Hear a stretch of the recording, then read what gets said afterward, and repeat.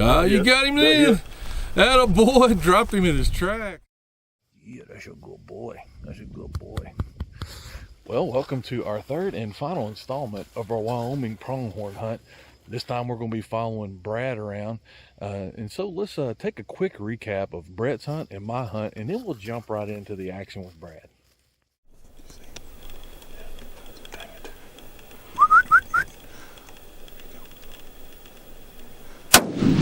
Woo! He's got good mass, Holmes.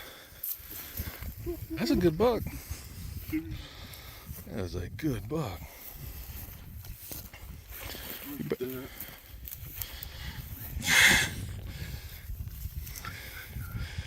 Oh.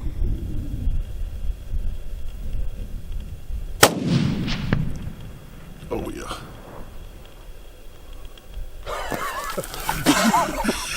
He's down, he just flopped. He just flopped. September 20th. I just shot my first pronghorn. We stalked this joker for over a mile. And we got him.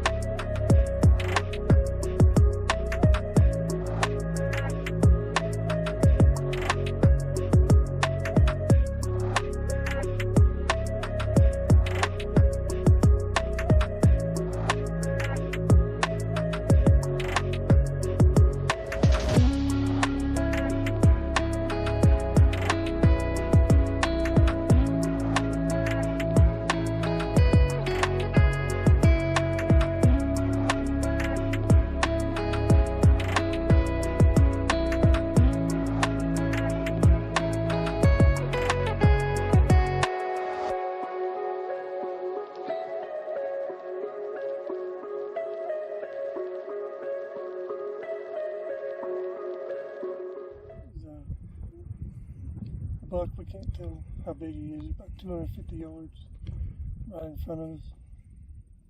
Looking to sneak up and see if I can't get in the prone where I can get a good shot at him.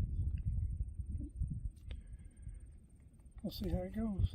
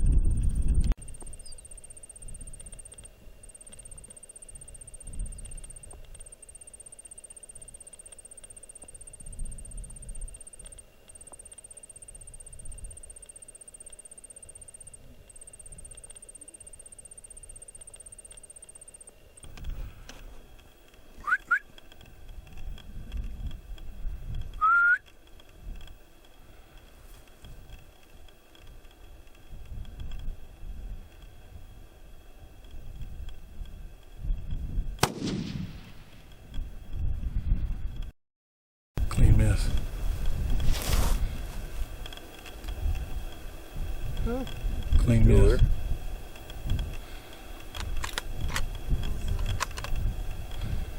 What happened to that? Clean miss, dude. I don't know. Did you see it hit the ground? I didn't see anything.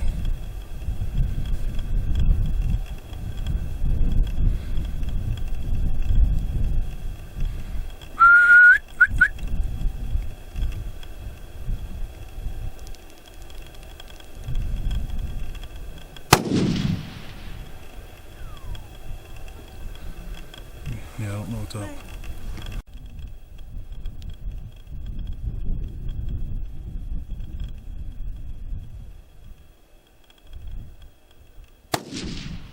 Yeah, you got him then. That boy dropped him in his tracks. That is what I'm talking about. I heard that one. Oh yeah, wallop. Yeah. That's what I'm talking about, baby. Yeah. I must have been shooting over his back or something. I think you were. That other one is still standing there. He's a big one too. They're both big, actually.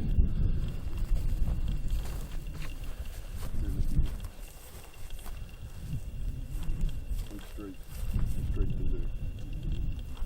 Scan that ridge. Not the high ridge. He's down at the field level. A little more this way.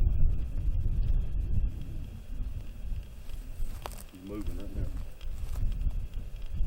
Yeah, I see him. Got my head going. Well, we were walking up. See Brad's buck.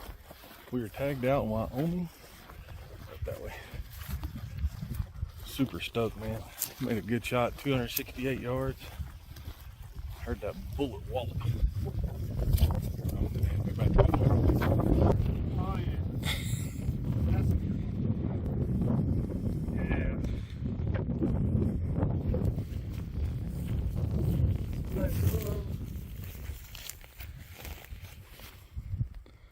dig. That's nice.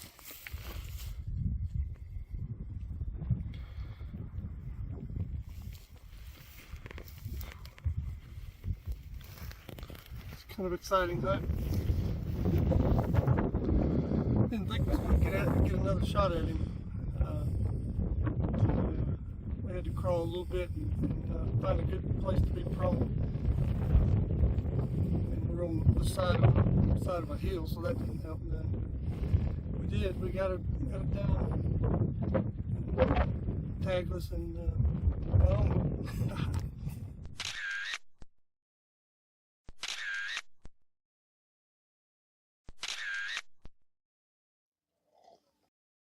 Man, what an awesome way to finish up our trip to Wyoming. Brad was able to get it done. And I don't know if you could tell from the video, but we spotted this buck way out in the middle of the wide open. And what we did is there was a power line running through about halfway between us and the buck. And we got right behind the pole, and we walked single file line and kept the pole between us and the buck as long as we could. When we got to the pole, there was probably 150, maybe 200 yards of open ground that we had to cross just so that we could get to a wet weather creek. And so what we did is we hunkered down and we scooted across there as quick as we could. And we dropped down into that wet weather creek, and we belly crawled for probably maybe another almost quarter of a mile just so that we could get in position for Brad to get the shot. Now, the buck knew we were there. He obviously knew something was up, but all he would do is catch little glimpses of us and maybe hear us every once in a while. So it wasn't enough to like run him off, but he was definitely aware of our presence. So we closed the distance as much as we could. And poor Brad, he was very sick on this trip. Matter of fact, whenever Brett and I went on the stalk, he didn't even go with us because, for my buck, he didn't even go with us because he just wasn't feeling well. He slept the whole time, had some sort of weird illness. But anyway, he was not feeling very well at all. And so he gets out there, and Brad is normally an excellent shot. You know, he's like a Marine, he's a Marine sharpshooter, literally. And so he gets up there and he misjudges his first two shots and shoots over the back of this buck. And then finally he's like, how far is it? And something we should have done from the very beginning is I got my rangefinder up and I looked at it and I told him 260 yards. And then after that, he was able to put it right on the pronghorn and put him down. So anyway, it was an awesome trip and an amazing way to finish our time for something that we'd planned for 7 years, really. And I thought I was just going to take just a minute here and give you an ROI report. So part of the things that we like to do here at ROI is we want to encourage you to do the things that we do. That's the whole purpose of this channel, is we want you guys to know that if average people like us, with jobs, with families, with responsibilities, people who have to budget, people who have to save, people who have to plan, if we can do these type of things, so can you. So I'm just going to kind of give you a breakdown of what it cost us to go on this trip. So we bought preference points for 6 years, and they're $31 a piece. So you do the math on that. We bought our license and conservation tag, which is another $362.50. Then we paid for our lodging. You know, we stayed in Airbnb a few times. One while we were there in Wyoming, and one on the way out there, and we stayed in a hotel on the way back. That was about $640 a piece. Our food, we packed a whole lot of our own food, but we did eat out a few times, and that was about $280 a piece. Fuel estimated around $375 a piece.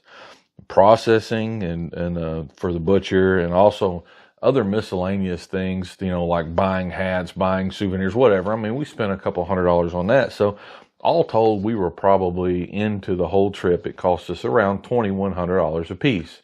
Now, there are a few ways that you could actually knock that down, because I know $2,100 to some people is a drop in the bucket. But to a lot of other people, $2,100 might as well be $2 million. But I just want to encourage you that if you save and you budget for this stuff over time, even if $2,000 is high for you, there are ways that you can make this more affordable. For example, if you want to take a tent and go camping out there instead of staying in an Airbnb or a hotel or something like that, you can actually camp for free. Most of the public land, or I say most, depending on what unit you're in, but the public land out there, you can actually tent camp right there where you're hunting. So you don't have to go off anywhere and stay in a lodge or anything like that. So you can cut your lodging cost, and if you don't stop on the way out there and you don't stop on the way back, I don't know how far you'd be coming from, your lodging could be free. You could pay $0 for lodging, right? And also, we took a whole lot of our own food because we wanted to cook our own food while we were out there and stuff like that. But we still did go to a few restaurants. You know, we did eat out a little bit. And so if you were to, say, decide that you were just going to cook your own food the whole time you're out there, and you were frugal with that, you could probably cut that bill down probably by 60 or 70%. You know, we paid $640 about a piece. I mean, you could easily go do that for $200 if you're willing to just go out there and be frugal and eat sandwiches and just things like that. You could actually cut it down. So all told, just those couple tips right there. And if you didn't buy miscellaneous things and hats and souvenirs, stuff like, if you didn't go spend all those, you know, spend money on those things, you could go out there and for really a little over $1,000, you could do the exact trip that we took, minus the lodging, and cut back on the food for about $1,000. Okay. Now, whatever you do with your buck head, whenever you get it on the ground, whether you get it mounted or Euroed or whatever you're going to do, well, that's extra. But the trip itself, you could do it for $1,000, $1,100. And so it's very affordable. It's something that you can do. And for a Western big game hunt, man, it's really not that bad. You're not I mean, yes, we're in higher altitude than Arkansas for sure, but it wasn't like we were trekking up and down mountains and something that we really had to spend a whole lot of time getting in shape for, you know, so it wasn't tough that way physically. Yeah, we had to hike and backpack and pack out meat and stuff like that, but they're not really that big animals. So for those reasons, it's really kind of an easy hunt, and you're going to see tons of animals. We saw 30, 40, 50 different bucks a day. So really, some of the more challenging things is just figuring out which buck you want to go after. You know, we could have shot common sized bucks all over the place. And we ended up taking some really nice bucks, you know, for our standards. we were fine with good representative animals, and we did that in actually a little better than that. So anyway, the things that we can do, you can do. It's not that bad if you start budgeting right now. I mean, shoot, it took us 7 years.